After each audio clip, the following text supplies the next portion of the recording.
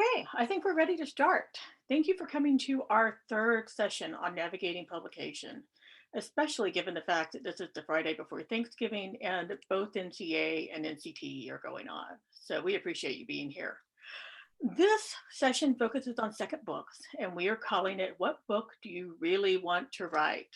Second Books, Risk, and Reviews. And this is our last session for this fall because we usually do these on the third week of the month, and the third week in December starts to overlap with so many different winter holidays for the faith traditions of our members. So we will be back in January with a new series for you. So I'm Krista Kennedy. I'm the moderator, and I'm an associate professor of writing and rhetoric at Syracuse. And this year I'm also at Colgate University as NEH visiting professor of writing and rhetoric.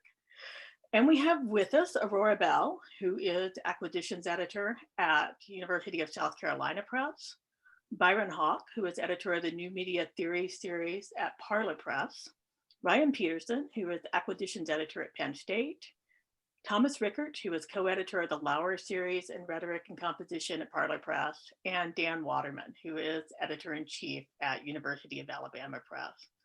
And before we get started, I also want to make sure that we give a big thank you to the people behind the scenes who make these sessions go. And that includes Jen Malkowski, who is outreach officer at RSA, Jeff Clegg and Eric Detweiler, who are digital communications officers, and Kathy Sisa, who makes all of the gears turn for registration for these sessions. So what we normally do is 30 minutes of panel discussion, and then we have the Q&A session. And we're happy to answer questions for as long as you have questions, basically. And then at some point, we will move to the individual press breakout rooms, and you'll have the opportunity to chat directly with our editors there. If you have a question for us, please use the Q&A feature rather than chat, because that sends all of your questions right into the Q&A queue, and it makes it so much easier for us to manage. And also, if you would like a live transcript of the session, you can click on the link right there up at the top that says custom live streaming service. So we will go ahead and get started here. And one of the great things about this panel is that both Thomas and Byron have published successful second books in addition to being editors. And of course, all of our editors have published successful second books in their series also. So we have a range of expertise here for you. So let's just start at the beginning. How do you start to develop a second book that really grows beyond the first book that you published? Byron, do you want to start us off on that? Byron, I think you're muted. Yeah, I don't mind going first. One of the things in my experience from going from the first book to the second book is there are two kind of ways to go about it. One is just write that sort of obvious extension of the first book. You've already laid out, a subfield or an audience within the field. You've already established sort of what you're doing. And usually you can look at your first book and there's kind of a logical extension of the first book. And I started out trying to write that book for the second book, and I just couldn't get any traction on it. For a year or two of, feeling like this was the obvious thing to do, so I should do it. But it just wasn't that motivating, right? If that motivates you, you can just sort of write that extension book. If it doesn't, then you got to find some kind of topic that motivates you. What are you going to write about? What is it that you care enough about that you're actually going to be able to see this thing through? And that's how I came upon sort of the next book project. Just pausing, saying, okay, what do I really want to write? Take some risks. Sometimes those risks have to do with you need to learn new methods, or you need to learn, another sort of subfield or another interdiscipline, or you need to figure out how to frame the project to a new audience. So there's all sorts of things that you have to figure out when you take that approach to doing the second book. But a lot of times that's more motivating, more rewarding. And if that's what it takes to get going on the second book, then, you take those risks. I think so. I mean, the most important thing is to have momentum, right? Thomas, do you want to add to that from an author perspective? Yeah. First off, I'd like to affirm what Byron said. Those are two good ways to conceive of possible paths, continuation of work you're doing. Oftentimes it can be because you've discovered problems in the first book that you weren't able to solve there. And that's frequent. In fact, anybody who's, finished a first book or even a first essay, 2-3 years later, you look back and you go, oh, well, I missed that. And I missed that. And I messed that up. And now I've read this. So we're always growing and progressing. So, but sometimes something else shows up for you. And for me, similarly to Byron, it was something else. In fact, it was happening underneath while I was trying to finish my first book. I started laying the groundwork for what became my ambient rhetoric book. And it started off as seed essays, although I didn't recognize them as such at the time. I had written a series of essays that were exploring some new directions, and a year or two after I finished my first book, I realized I had a book project. So I didn't even sit down to plan my second book necessarily. It just showed up like a new guest. and so then momentum came from that. I was able to fold some of those earlier essays back in, although I had to rework them majorly. So that's another good approach, is to trying out new directions or coming to a recognition that new stuff is burbling up beneath what you think you're doing, because we always have varied interests, I think. But finding the wherewithal to get a new focus on that and really pursue that with some energy and rigor, I think is a great way as well. I think so. Editors, what suggestions do you have about this for people who are working on, extending that research agenda beyond that first book?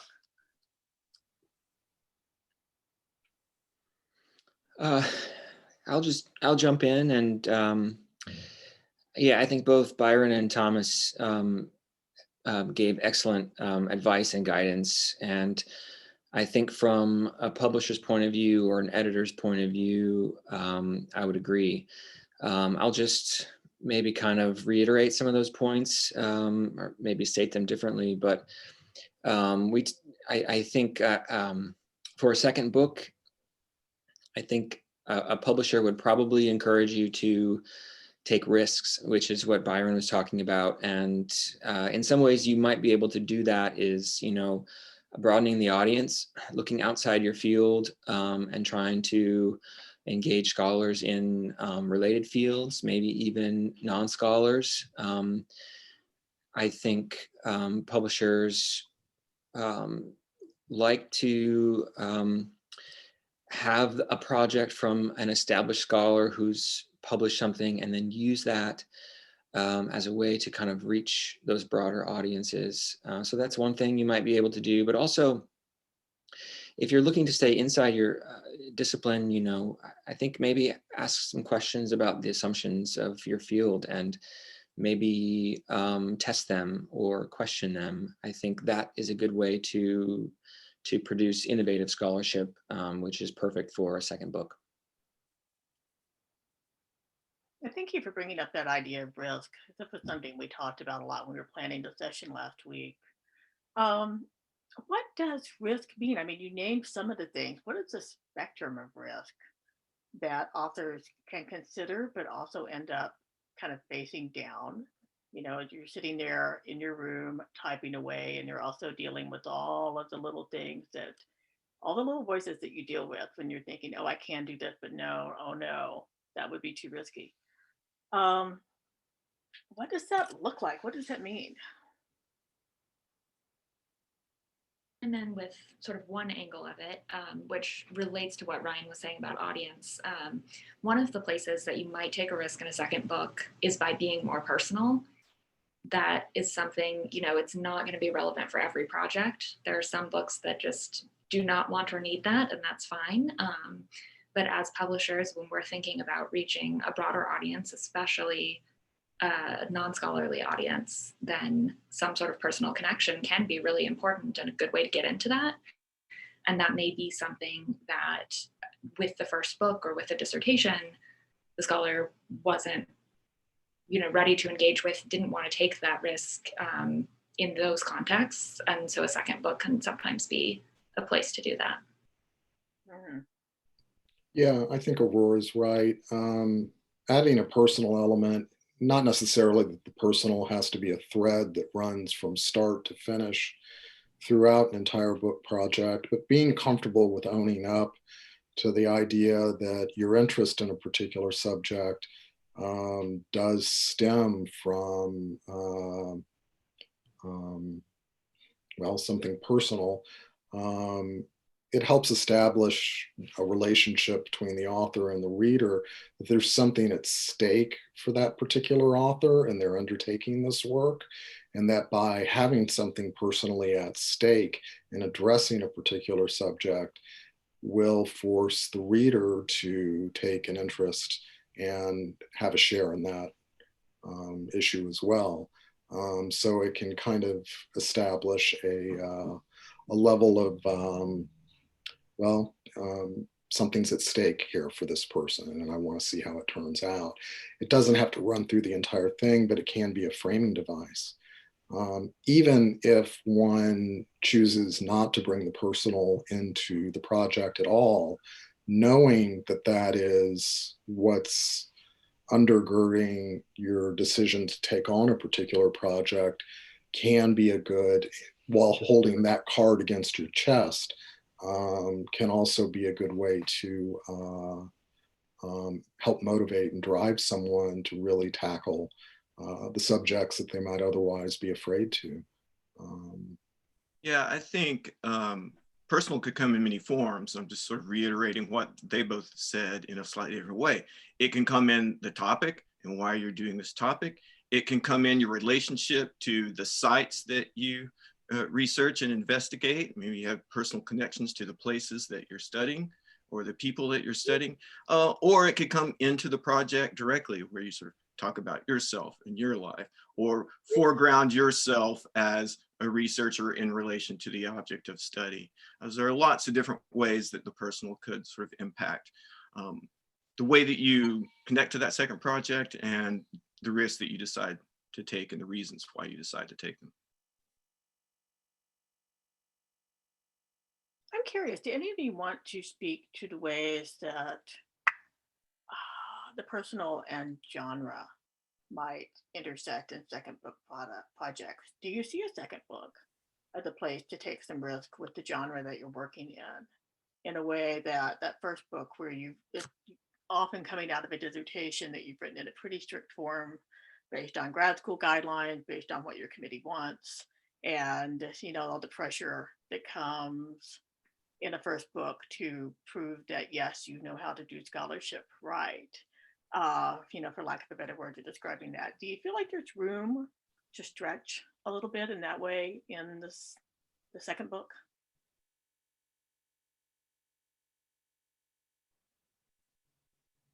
I'll take a stab.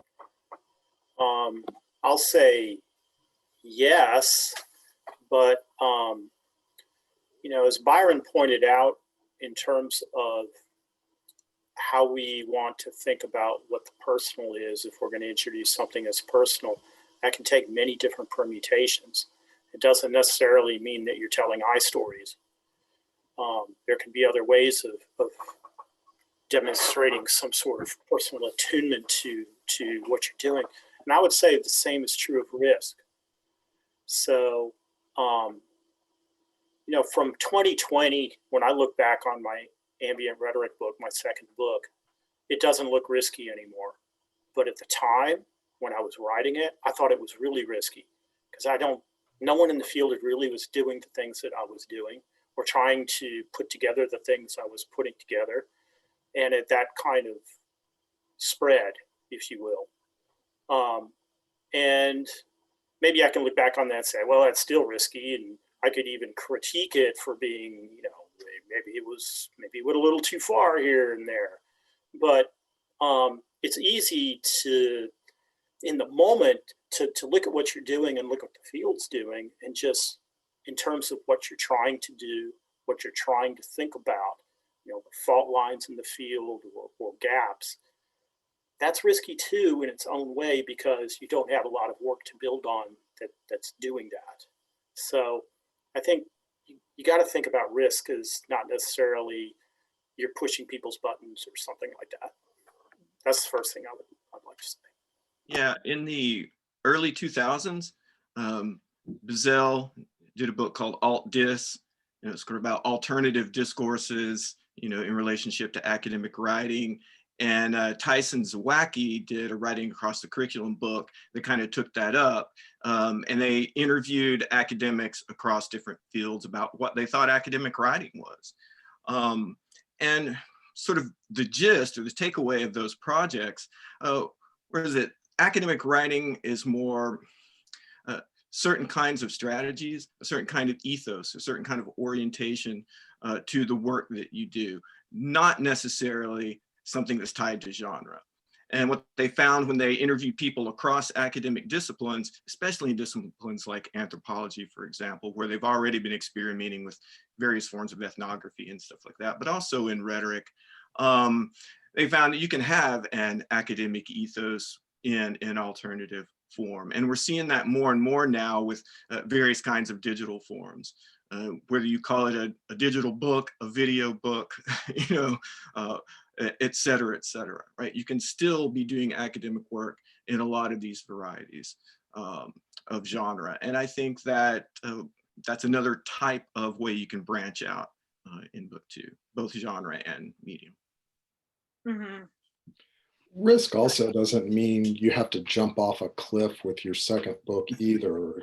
Risk is something you can approach as in a gradual kind of way. It also, I think, depends on the scholar, their tolerance for risk, the department in which they're working in, and what's expected of them. There are certain practical considerations one has to take into account. It's something that one can venture into or dip one's toes into while getting a sense of whether or not what you're thinking about doing longer term is really going to be viable.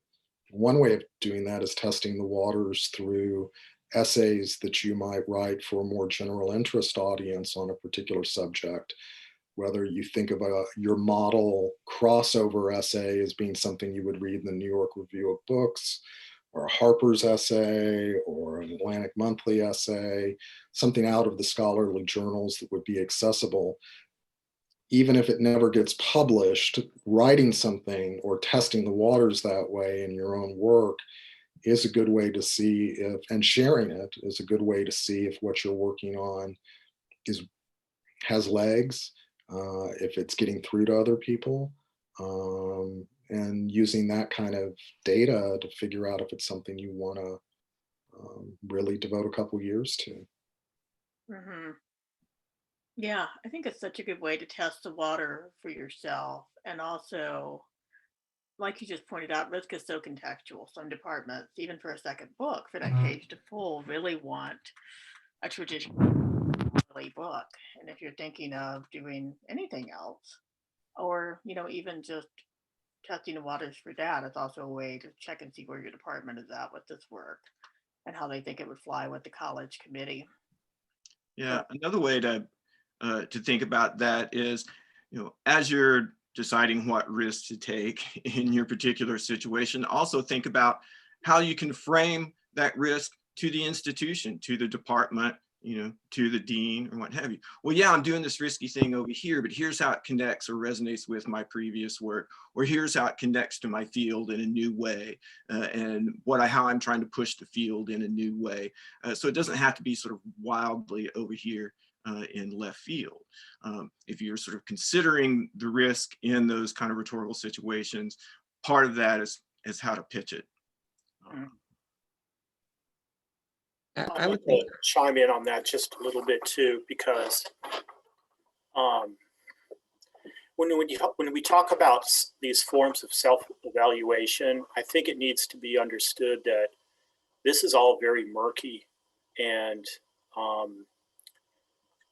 it's like you're asking to foretell the future in some way. It's very undecidable in some ways. You're doing your best guess. I remember after I finished my dissertation, my mentor, Victor Vitanza, we were talking afterwards, and he says, people don't know what their dissertation is really about until 2-3 years later. And that was true for me.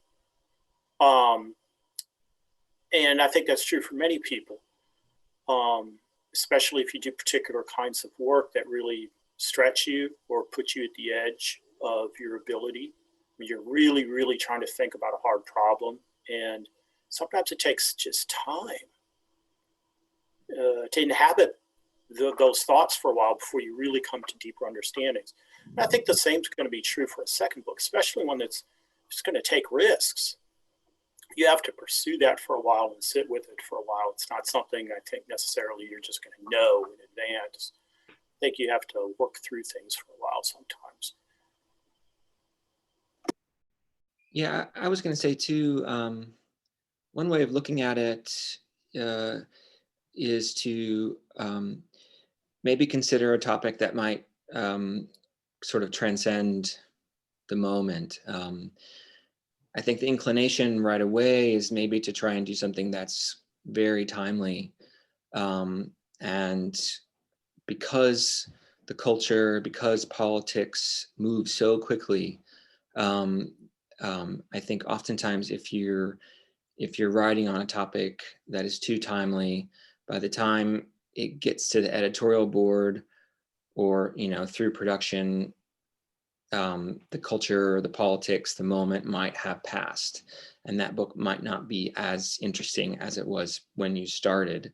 So I think editors, publishers are looking for books that might have a long shelf life, that might addressing an issue that might transcend the moment. I think it's certainly acceptable to use the moment as kind of a hook, as a way to draw a reader in. But ultimately, if the topic, if the subject is too timely, that could be a problem. Yeah, one of the pieces of advice that is often given out on your dissertation is, don't think about right now, think about 6 years later when you're going to have to publish it. You could say the exact same thing about the second book. Don't think about the moment right now. Think about, how is this going to be, however many years down the road when this thing really comes out. And it's really hard to judge that. As Thomas said, it's undecided, and sometimes you hit the kairos and sometimes you don't, but that's part of the risk.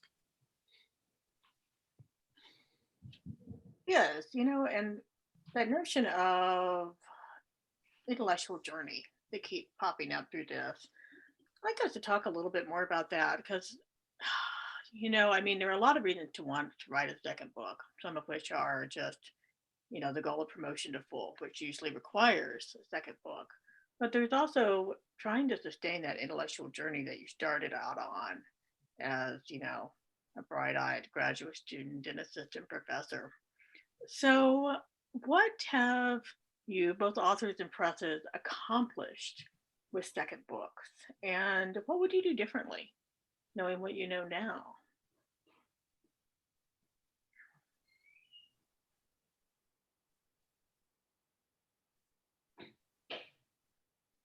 I'll take a first stab. What I'm going to say is difficult advice because we're all sensitive people. But I'm going to say embrace criticism. Get your ideas out there and embrace criticism, and really try to both take pushback seriously, but not let that stop you. I wish I had more and more critical feedback on my second book before it got published. There's things I look at now that I think, I wish I'd thought of this, and I really needed other voices, not just my own, to see those aspects. And again, that's hard advice, especially if you've made associate and you have your eye on that full, and you want to get there, and maybe you have needs of various kinds. So you want to get it done. But sometimes trusting to the process and looking for feedback, criticism of various kinds is really, really helpful towards the process. Yeah, this is another difference between first book and second book. The first book, you have a lot of infrastructure there. You got your committee, you got other folks you're in grad school with, et cetera, et cetera. When you're formulating the topic or writing the first draft. Second book, you're just sort of out there, right? And you have to kind of seek out that kind of advice and get that kind of feedback. I think Daniel mentioned sort of getting some articles out there. I think Thomas mentioned that too, sort of write and work the idea a little bit. Also send drafts of the chapters to people you trust, to be critical, and give you some of the hard feedback. And also be willing to send your draft to an editor and have them send it out for review. Maybe when it's still a little rough or you haven't gotten enough, you need that extra eye or two. And if you're lucky, you'll get one of those readers to give you some good hard feedback. And still let the editor give you a chance to revise it and get it through. I'll chime in with a bit of editor perspective that I think builds on what Byron was just saying, which is that sometimes, depending on the press, the process will be different, but in many cases with a second book, you do have an opportunity for earlier review that you didn't with a dissertation-based book. A lot of presses are going to want to see that fully revised first book manuscript. And maybe they're going to give you advice that says you really need to rework a lot of things, but maybe, the peer reviews are not so dramatic and you're really just finessing what was already there and what was built. But with the second book, you really have an opportunity to go to an editor with a proposal, with sample chapters at a stage when you're still open to making some pretty big changes and to thinking about structure and how each of these pieces are coming together. So I think, when you get to the point that you feel like that feedback is going to be helpful, then we as editors are sort of here to have those conversations, to talk through things, to start sending things out for review, and get you that really solid feedback at an early stage in the process. I think some of the things I would do differently in certain cases in the past is there are second books that I've let move along into book form without really pushing the author to change their voice, their style, their language as much as I would like them to. People who were writing about things that I thought were very fascinating, urgent, important, and yet I still felt like they were clinging to a way of speaking to the discipline or their elders that was still reminiscent, even though the material was new and the approach was new. They were still, in a way, speaking to a very narrow audience, and just I think there are books that I've let move into publication that were absolutely stand-up books, got great reviews, but yet I could have pushed them just a little bit more to truly get them into a place where they might truly have crossover appeal, and didn't push hard enough in that respect. I don't know if that makes sense, but it's a matter of the writing, taking a chapter and basically working with the author on rewriting it from scratch and saying, what we're doing here, you need to do to the other 5 pieces. And you'll have a book that really will reach more people. Anything else we want to say before we move on to Q&A?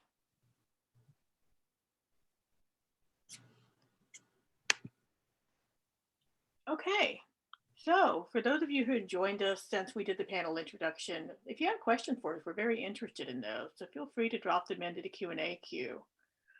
We have a number of good questions here. So one of them is interested in advice about how soon to start the second book. And this is kind of an individual question, but it's also, there's an adjustment that happens in faculty life in between, getting tenure and then getting used to life as an associate professor. And the load for that is different. Things change, and that's very specific to departments, but I think it's also to say, just in a blanket way, things change after tenure. So do we have any advice about, how soon to start that second book, or whether to take a break while you're making that adjustment, or whether just to dive right in? I will say that some of that is also so specific to your situation and the way you're living your personal life. If you put off having kids until after tenure, if you have various caretaking activities that have popped up, caretaking needs in your family that, are not uncommon to deal with around that time that you might be getting tenure a little bit after, that's going to shape the answer to that question a lot. I mean, the excellent thing is, yay, you have tenure. And it means you also have a little bit of time to think about a second book based on your own really individual needs. Anything you guys want to add to that? Yes, I would just add that it's okay to reach out to publishers early, and if you're at a conference, stop by a booth and float an idea to an editor. I think most editors would be eager to talk with you about your ideas. So if you're unsure about whether or not you have a book idea, reach out to an editor. Feel free to contact an editor through email and say, I've been thinking about this idea. What do you think? That the editor then might be able to give you some guidance on whether or not it's an idea worth pursuing early, say right after tenure, or not. And I will say very briefly also that it's useful to talk to editors early if you're thinking about an edited collection as a second project, partly just to get a sense of the market and who's going to be interested. Because there was one that I was thinking about really right as my first book was coming out, and I chatted with Dan about it, and Dan actually was very helpful and told me, really, that's going to be hard to place. And you need to think about how you want this project to move around in the world. And so that ended up, instead of being an edited collection, being the RSQ special issue for this year on disability that I co-edited with Janelle Johnson.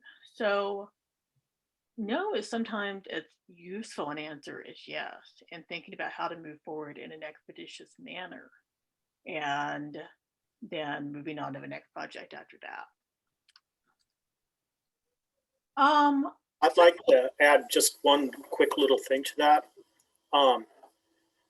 Oftentimes we have a very focused understanding of what research is. And I think in terms of developing a second book, sometimes it's really worthwhile to start reading more broadly around things, or even things that you don't even think necessarily connect in any direct way, but perhaps in a more subterranean way. And I find that that kind of deeper, broader reading can create real depth or new conjunctions where something really new can burble up. And I can't undersell the importance of that as far as I'm concerned. We have a number of questions in the queue asking us if we could talk a little bit more about the idea of crossover appeal, including what we mean by that. Are we talking about popular press, or are we talking about interdisciplinary crossover? What's more valuable to a press? And how does one really start to think about this?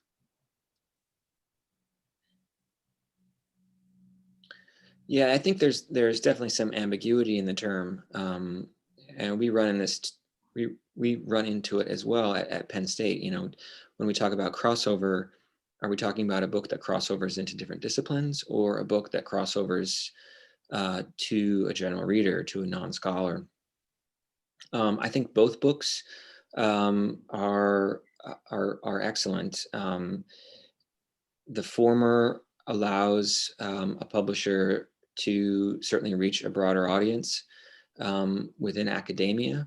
I think for the latter, if you're trying to cross over to general readers, publishers, possibly and more university presses are looking for those kinds of books, I think, because the publisher wants to reach those readers, to get its name out there, as well as to sell books, to kind of affect or influence the culture. So both, I think, are coveted, but I think maybe in general publishers are looking more for books that reach broader audiences. I agree with Ryan, just outlined those two categories very well. I mean, if someone submits a project to me that I know will appeal to people who go to NCA and RSA, that's great.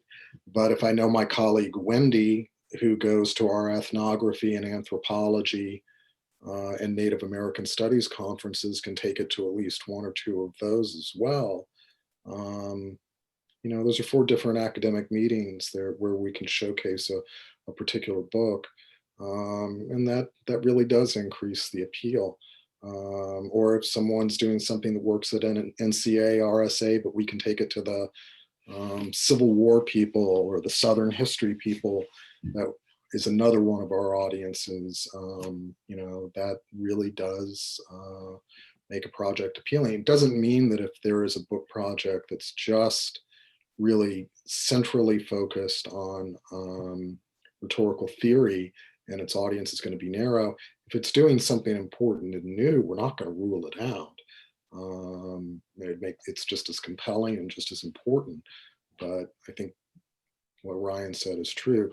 Now, writing a book that's geared toward a popular readership, a trade book, is a different matter. In some ways, it's as risky for the publisher as it is for the scholar to write it. You never know if it's really going to take.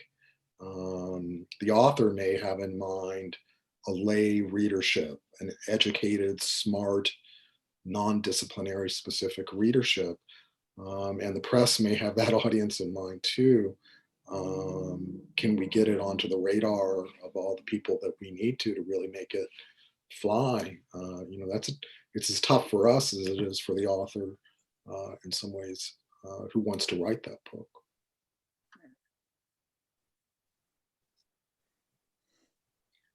Related to that, this is a good question. You know, all of us in the room who are rhetoricians or who work with publishing rhetorical studies have faced, you know, explaining what rhetoric is and what it does. So this question asks, I wonder if what you think about how even the word rhetoric can shut down appeal to other audiences, and what to do about rhetorical research when we want a broader public to read it.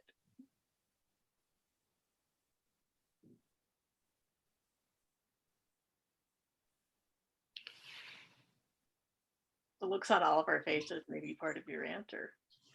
Well, I mean, maybe one way to think about that, and this is something I think about a lot, is to always make rhetoric at stake in every project. What rhetoric is at stake in every project. So you know, no matter what it is, you don't assume that rhetoric is X or Y or Z.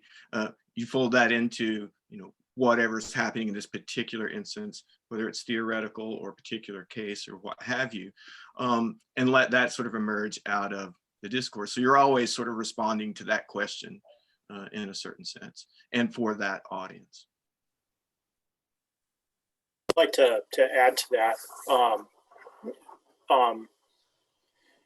Sometimes I think our field can be overly defensive in certain ways. And I think rhetoric as a term, because of it's like a God term in the field. It's literally what our field is named. But I think we can be a little defensive about it. when I read works of philosophy, I don't always have to see the word philosophy in the title. And yet it seems like in rhetoric, we always have to put rhetoric in the title. Why? So maybe there's, to build on what Byron is saying, yes, rhetoric should be central to our projects, but it could be central in many ways. And it doesn't necessarily have to have the most commonplace descriptors or nominatives to describe how that's working. That's a good point. We also have a number of questions here that are really about just logistical matters in publishing in place of second books. Let's just start here. How much does the success of a first book really have impact in determining contracts for a second book or interest from presses in a second book?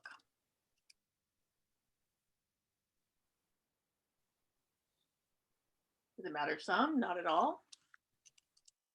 I mean, sure. I think, if your first book really changes the discipline or, sells a huge number of copies, I mean, publishers are gonna see that, and I think they're going to be eager to get a hold of the second book for sure. But also, I think publishers are also interested in good ideas and innovative ideas. And, if the first book wasn't a bestseller or didn't, change a paradigm in the discipline, I think if you bring to a publisher an interesting idea, a good book project, I think they're going to be just as interested in it. There's still opportunity for advanced contracts, publication with big presses. Like, I think if you have a good idea, the publisher will be interested. Dan and Aurora, do you have anything to add to that? Does that pretty much sum it up?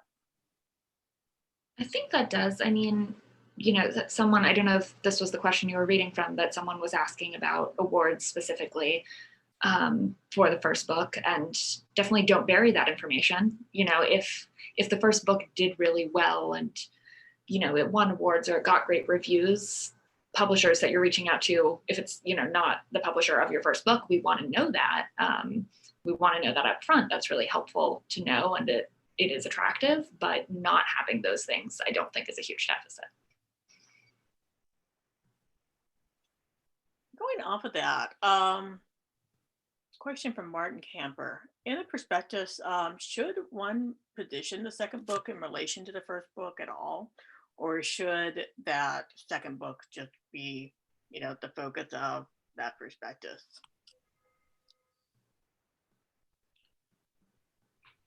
Well, I don't see any harm at all in positioning a second book in relationship to a prior book project of the author's, but I would have concerns if the second book was dependent upon a reader's familiarity with the first volume.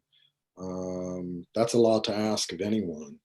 But using the first book to explain or open up the framework or the context for why a second book exists, there's nothing problematic about that at all. But having the two intimately linked, and I've had some circumstances like that where it became clear that the second book was not going to have legs of its own without prior familiarity with the previous book, that is a problem. There's nothing wrong with any scholar referencing their prior work, but having the book project really depend on, I'm repeating myself, but familiarity with the first one, that's not good. Do we have thoughts on sticking with the same press that published your first book versus exploring other options?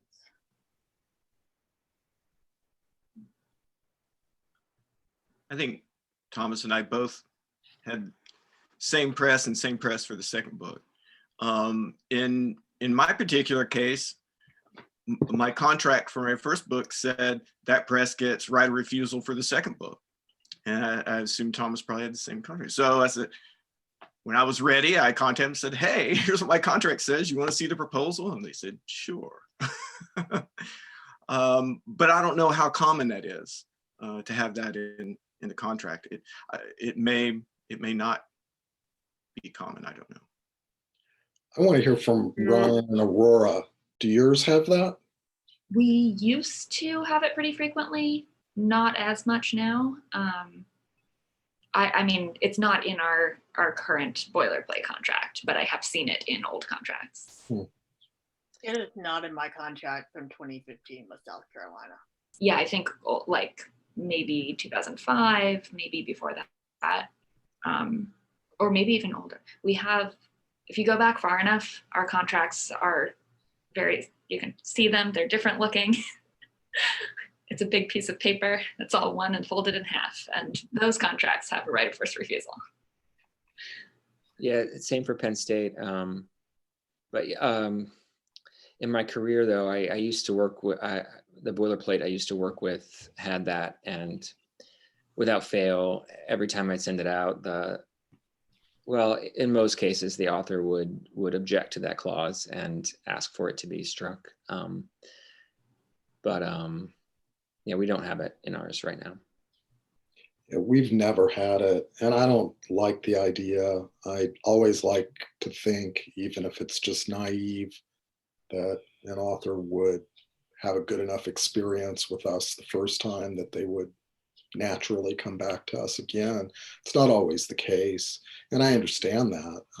Some authors, I think, do feel that having books with different presses is a good thing. I don't know if that's true or not, because I don't see it from the scholar or departmental point of view.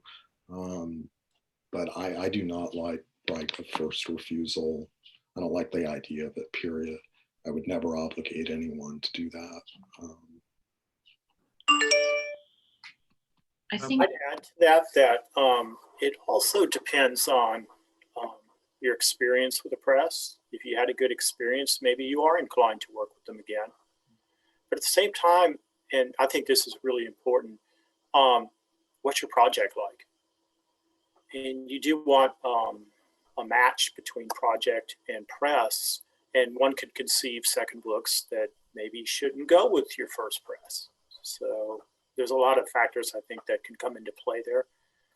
I think the big idea, though, is it doesn't hurt you to stick with the same press necessarily. In my case, I would have sent it to them first anyway. So it was okay by me. I had a good experience first time around, and I thought the second one was still enough of a fit in relation to the content of what I was working on. So that was fine with me. If I'd have gone way off in another direction, I would hope that they would have said, yeah, this isn't a fit for us, so maybe you should send it somewhere else after they looked at it. If they were smart, that's probably what would have happened, but it worked fine for me. Yeah, I guess I'm thinking of this also a little bit on the other side as an editor of when I approach authors who are working on a second book who didn't publish the first one with us. How am I making that pitch to the author? And how am I trying to tell them, you had a great experience with your first publisher. I'm not saying there's anything wrong with that, but, because of specifically what you're doing, either we have a series that's just such a good fit for your book that I really think you should consider us, or if there is some sort of cross-disciplinary crossover to say, again, your first press is great, but we have this other list in a field that's related to the work you're doing, so we can take it to these additional conferences and we can support it in that way. Not anything from either of your presses, Dan and Ryan, not trying to poach your people, but I think, we all do publish, right? We publish second books by people who didn't publish the first one with us. And so that is a conversation of what that relationship should look like. And there's also, I mean, not to state the obvious, but if you're thinking of a multimodal second project, then obviously you want a press that's able and willing to support that kind of publication. And I guess I'm thinking here also, speaking of risky second books, Kevin Brown's second book, his first one is a traditional academic book on Caribbean rhetoric, that I think came out with Pittsburgh. But his second book incorporated a tremendous amount of photography and really looks almost like a scholarly coffee table book. And Mississippi was willing and able, to make the investment in publishing that sort of a book. So there's also, what are the other considerations? And, that's part of your proposal and something you talk about with editors. Back to logistical questions. Is the next few months a good or a bad time to reach out with a proposal and a few sample chapters just because of disruptions caused by the pandemic and, the possibility of securing reviewers? If we have projects ready to go now, should we just go ahead and send them out, or is there any reason to wait? I would say please send them. We, as editors, we haven't stopped looking for projects. And reviewers, sometimes it takes asking a few more people than it did previously, but there are plenty of people out there who are thrilled to have something to do right now. Some people don't have sort of extra pandemic responsibilities, and so now they have time at home to respond to manuscripts. So we want projects.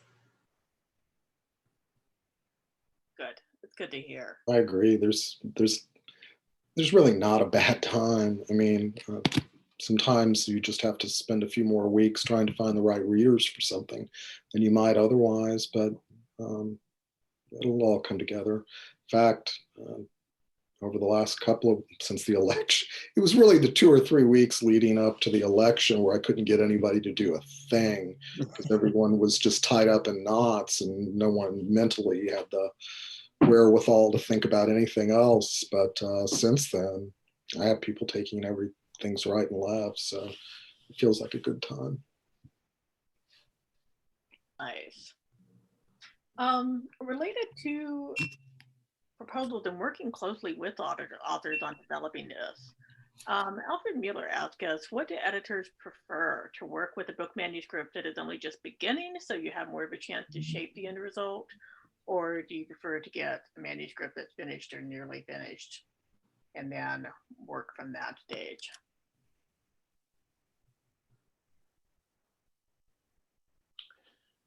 Well, I think I like the opportunity to see a prospectus or proposal early on for that reason, to maybe be able to be involved in shaping it early on. I think there's definitely a benefit there for me as an editor, but also for the author as well. But at the same time, if a scholar prefers to wait and submit a full manuscript, I welcome that as well.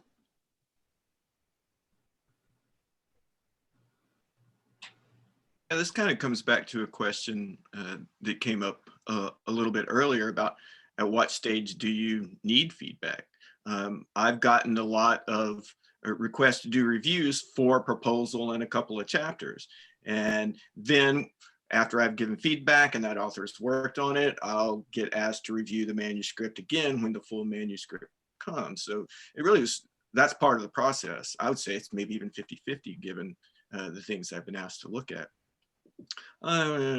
Maybe 1/3 to 2/3. But it's an acceptable part of the process. And if you're at a point where you need feedback early, you can do that. If you want to keep working on it, you got the full manuscript, you can get feedback on the full manuscript. I think either way is fine. I think that's something that's really come up across all of these sessions. It's just a willingness to work with authors where they are and to help authors develop a relationship with reviewers where you can take that feedback and use it productively to shape the product, to shape the project that you're working on. and take it in the spirit that it's most often meant, which is to make the project better, really, than, we all have our personal relationships with every reviewer that we get reviewed by. But, maybe this is a question that we should talk about. How has your relationship with reviewers changed in that second book? I mean, both Thomas and Byron, you both talked about wanting that feedback, and wanting more feedback. And maybe I don't want to put words in your mouth, but for me, getting feedback post tenure is very, very different than getting reviewed pre tenure. And the way that I've been able to receive feedback and also take it and use it. Has that been true for you, or no? I don't know. I've always sort of approached feedback with the idea that it doesn't matter how bad the review is, how snarky, how unfair. There's something in there that can help you make the project better, even if that reviewer doesn't know what that thing is, right? So even if it's an annoying review, why am I getting this annoying review? Who is that? What percentage of my readers are going to have a similar kind of stance? There are lots of things that you can think about and you can draw out of that annoying or negative or critical review. So if you just approach them all that way, what can I take out of this to make the project better? Then a lot of the worries about that kind of goes away for me. Add to that I completely agree with Byron that trying to cultivate a positive attitude is really important. But I'll also be really realistic and say that's a lot easier to do after tenure. There's just no getting around that.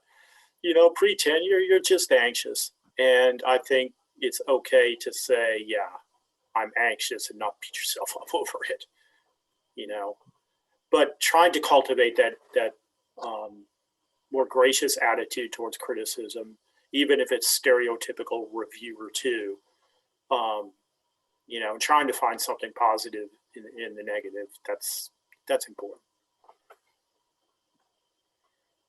Related to the different forms of help that are available to folks as they're writing, Sarah Vonderhagen asked, what are our thoughts on authors hiring a professional editor or a writing coach on second books?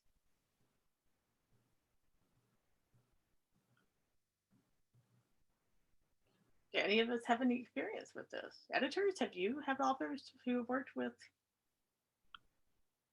Yeah, I mean, I think if you're already talking with an editor or talking with a press, I would definitely ask the editor for his or her thoughts on the writing and whether or not it needs a developmental editor or someone to help with the prose style.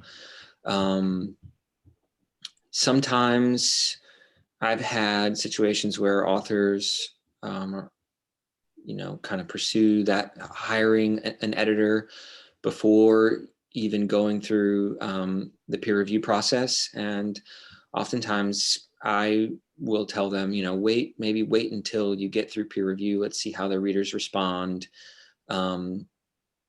Obviously, if the writing is really bad, I might give other advice, but I think the editor and the press can really help out and give you guidance on whether or not you want to make that choice, just because it could be a lot of money, a big investment in your book, and it might be something worth just getting advice on.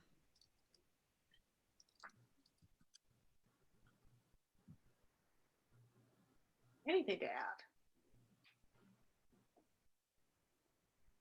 One of our audience members says that they would love to hear a little bit more about the series that each of you edit. For those of us thinking about where we might place a second book, what kind of projects you're looking for.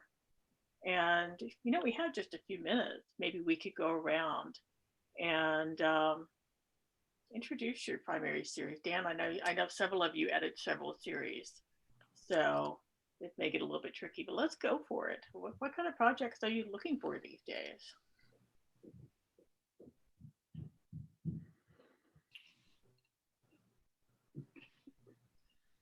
Well, okay, go ahead, Dan. Sorry. We have 3 major rhetoric series that are active right now. A long-running one called Rhetoric, Culture, and Social Critique, and that really looks at the intersections of rhetoric as it pertains to, well, critique and often social justice issues. So it could be rhetoric and sport, medicine, science, gender issues, so on and so forth. There's a wide range. I think there are over, I don't know, 50 something books in that now. We have another series on rhetoric, law, and the humanities, which really looks at legal rhetoric and legal discourse, Supreme Court opinions, the legal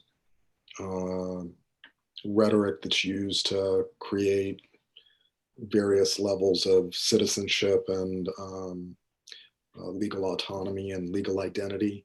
And then we have a 3rd series that really just got underway last year on rhetoric and digitality. And that's the one we've really been, the other 2 are doing fine. But it's this latest series on rhetoric and digitality that we're aggressively recruiting for. And it's been a lot of the last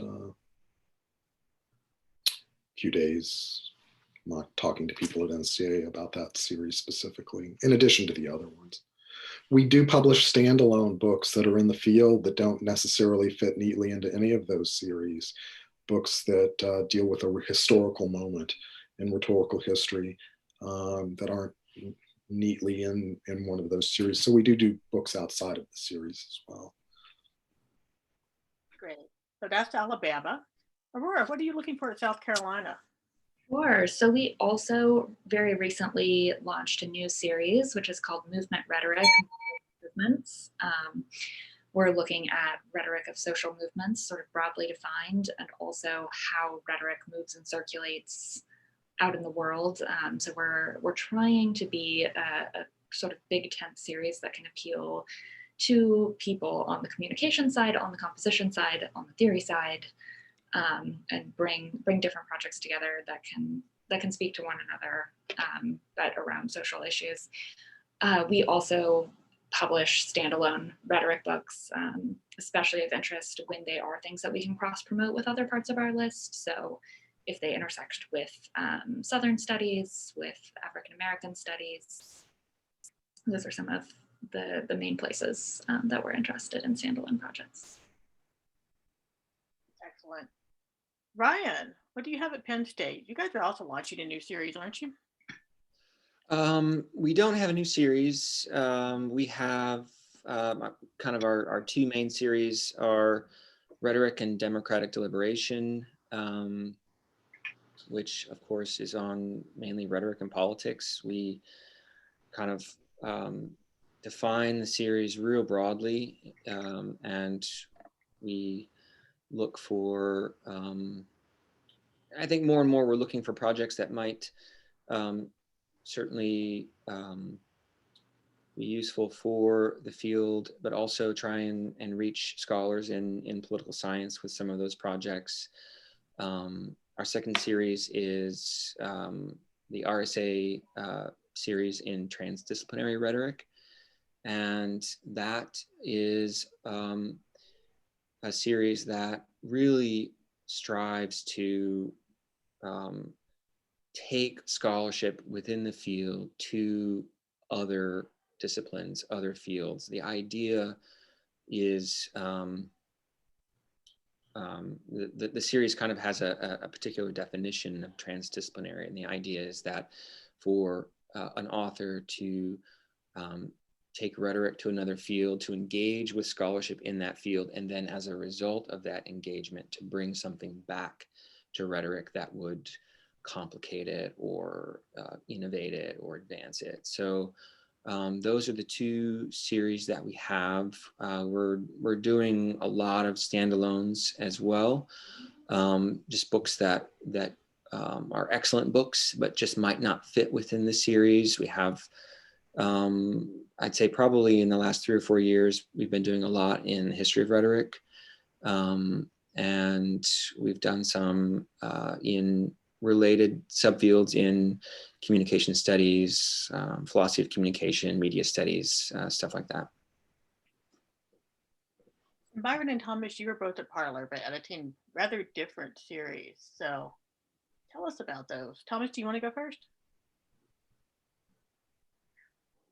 Sure, Krista.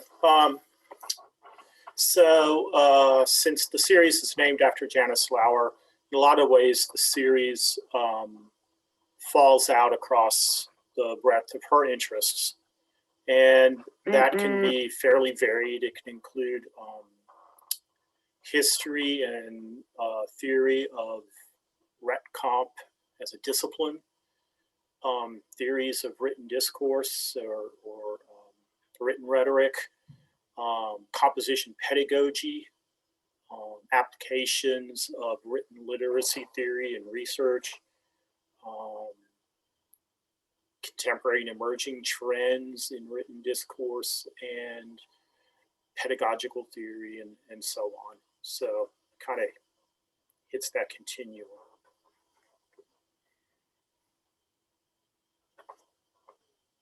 Yeah. Please send us stuff.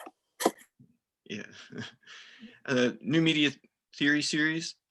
I think sometimes people think, well, it's got theory in the title, so it has to be sort of an academic treatise, a standard book. And while that's mostly what we've done so far, I think Parlor gives us a chance to experiment with media a lot more. So what I would like to see is, more submissions that sort of take advantage of that, and think about how theory can be enacted variously via medium.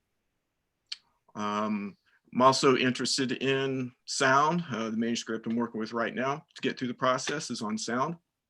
And there are lots of opportunities to do interesting things with sound through Parlor as well. So definitely open to send things in. We're looking. Great. Well, wonderful. Take a risk. Yeah, take a risk with these submissions. Well, thank you to all of our panelists for being here today. And thank you also to all of you in the audience, because this is a very busy Friday. The Friday before Thanksgiving, we have 2 conferences going on across the disciplines, and you decided to spend part of your Friday afternoon with us. So thank you very much. We will be moving on to breakout sessions with each press. You're welcome to bring additional questions, ideas for the editors. Eric is dropping those links into the chat. So we'll go ahead and we'll wrap up here and see you over there. Also remember, again, no session in December, but we will see you all again in January with a new lineup of panel topics and panelists. Okay, thank you.